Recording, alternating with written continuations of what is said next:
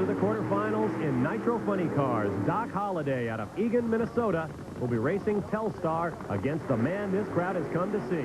Tom McEwen in his 57 Chevy Funny Car, the perfect vehicle for a trip down memory lane.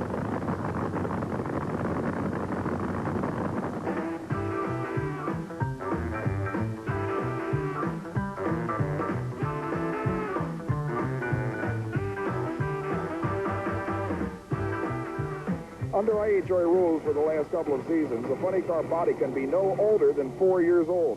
But this year, that ruling has been dropped, and for one reason, to get cars like the incredible 57 Chevy of Tom the Mongoose McEwen in IHRA competition.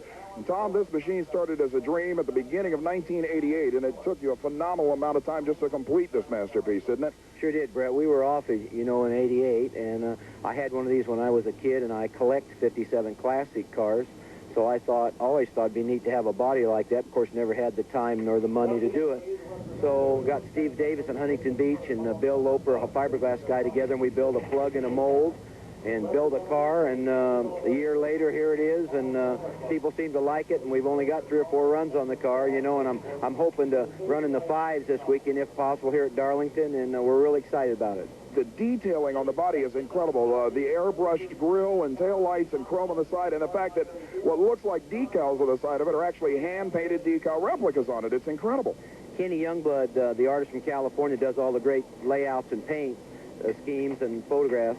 He laid this car out artwork-wise. He did all the airbrushing, made the stainless and the chrome look real. John Pugh, the letterer from California, did all of the decal and lettering on the car. So we had really good people working on this car. So I think next year you're going to see a lot of these old cars, these old style bodies come back.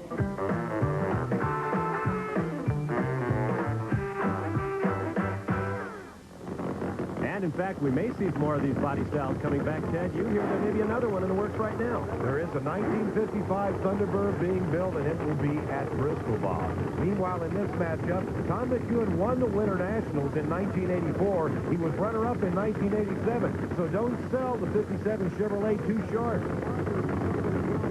As you watch Doc Holliday in Telstar staging Tom McEwen, a 4-decade veteran of drag racing. The man who gained the nickname Mongoose after victories over Don the Snake Prudhomme all the way back in the 60s. They're away. Holliday has the whole shot. Will McEwen make it up? He goes to the left side of his lane looking for traction, but he's not going to do it. Holliday wins. Well, the doctor is back with an impressive 5.952, 218.44 miles per hour. So Doc Holliday will move on to the semifinal round. Our next matchup, we'll see Frank Kramberger out of Quakertown, Pennsylvania. And he will be running against Darrell Amberson out of Osseo, Minnesota.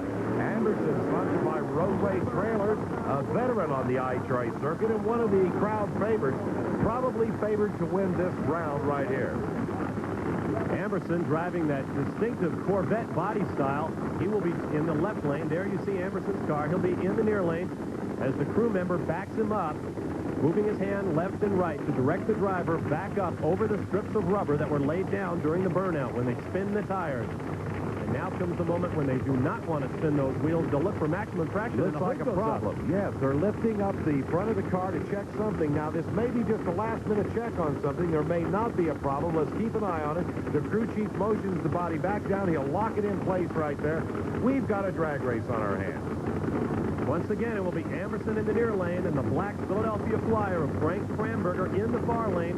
Now, they don't have much time to waste because these engines and clutches and mechanical hookups heat up very quickly, and they don't want them to get too hot. Kramberger on the right. Amberson stages first on the left, according to lights. They're away quickly. Kramberger, great start, but then loses traction. Kramberger was out on top, but Amberson will get the easy win. Kramberger came off the end of that concrete pad. The change in texture caused him to break loose, so Amberson with a 582, 231.95 miles per hour. Still a good run for Darrell Amberson. Here's another look. Watch Kramberger. There he comes off the end of that concrete pad. He breaks traction, goes up in smoke, and that's the story in a nutshell.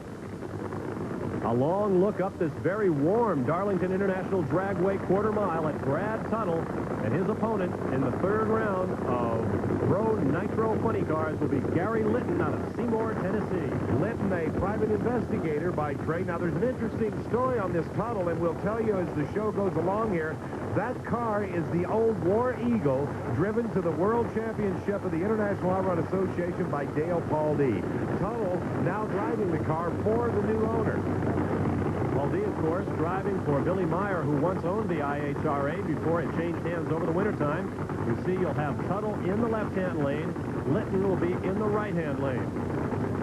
An interesting thing happening between rounds now, as we have been informed that Freddie Neely is calling back to consult with Pauldee each time this car goes down the track as to how to set up the clutch on the car, Bob. Well, they're quickly away, and once again, we've got a traction problem in the left lane. Gary Litton loses the rubber underneath him, and it's an easy run for Brad Tuttle. So Brad Tuttle moves to the semifinals with a sensational 585 ET 219. And he'll get a bye in that next round as Darrell Amberson meets Doc Holliday. The Stillman will be back, but the defending world champion is having a rough start to 1989. Thank you, Brett. When we come back, semifinal action in Pro Stock and Alcohol Funny Car. International Dragway. Bob Barsha, Ted Jones, and Brett Kepner with you for the All-Pro Auto Parts Winternationals. Semifinal action in Pro Stock will match top qualifier Steve Schmidt out of Indianapolis in the left lane against the story of the race, Joe Clark, the 12th qualifier. And they're away. Wow, both those guys were wired to the tree. Look at the reaction time, 0.5 and a 0.2. This could be anybody's race. It looks like the far lane. I think I'd have to give that one to Joe Clark. The electronic computer says Steve Schmidt. Steve Schmidt won that race with a 7:55, 185.95. Watch it again. Look at Schmidt almost off the side of the track. Moves back into the center now. Here comes the high gear charge. You can't really tell who won this race. It took the electric computer to do it. Brett Kepner's at top end.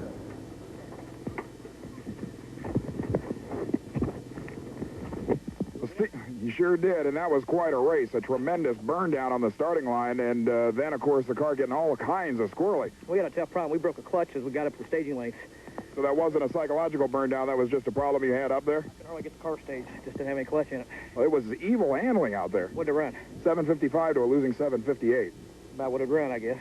It's going to be a tough final. Good luck, guy. We got to go back and put a clutch in her. Good luck. Hey, don't give me a hand real quick. And he's going to need a hand. He's going to have to replace the clutch and take a look at that motor as Steve Schmidt moves to the final round. Now let's see who he'll meet. Tim Neighbors will be in the near lane with a mountain motor. He was the third qualifier. Nick Nicolas will be in the far lane, second qualifier in Pro Stock. Neighbors has been cutting some incredible reaction times on this race so far. Well, let's watch real closely. Nicolas has been a little slow off the line. The Rebs come up and they're away. It's a clean start. I saw Nicolas in the far lane getting a whole shot, but Neighbors is coming on real strong. Near lane. Give it to Tim Neighbors. He'll advance to the final. Tim Neighbors with a 7.38, 188.28. Look at the reaction time, 0.55. He does it again. Front end up first. Here he comes. He's out first, holding out on top yet, all the way down. Now here comes Nicolas trying to come around him. Neighbors grabs high gear, and that's it, about a car length and a half. And with the better ET, Tim Neighbors will have lane choice in the final against Steve Schmidt. Let's go to Brett. I think this is probably the way you wanted to start out the new year into the final round. A 7:38 at 188 miles an hour in the heat of the day. Yeah, the car come around pretty good. It made a good solid run, and Nick drove a good race, and I'm happy to be here. He was right there, a 7:43, and for a 500-inch car as opposed to your mountain motor, that was a heck of a battle in this heat. It was a real close run. I'm proud to race with somebody like Nick. And so, in the final, it will be the mountain motor of Tim Neighbors at 2,600 pounds against Steve Schmidt in a 500-inch car at 2,350. Should be a good matchup. Time now for the alcohol semifinals. And in our first matchup, Chuck Cheeseman in the near lane out of Columbus, Ohio, will go up against Mark Thomas of Louisville, Ohio. Mark Thomas, the crowd favorite to win this race. Why? Because he's all Chevrolet. That's something very unusual in any form of funny car drag racing. Qualifier in the far lane, and they're away. Clean start. Hit the whole shot to Thomas. Look at Cheeseman coming on in high gear. Yes, sir. I don't think so, Ted. The electronic timer got me last time. This time he gets you, and Mark Thomas will advance to the finals in Alcohol Funny Car.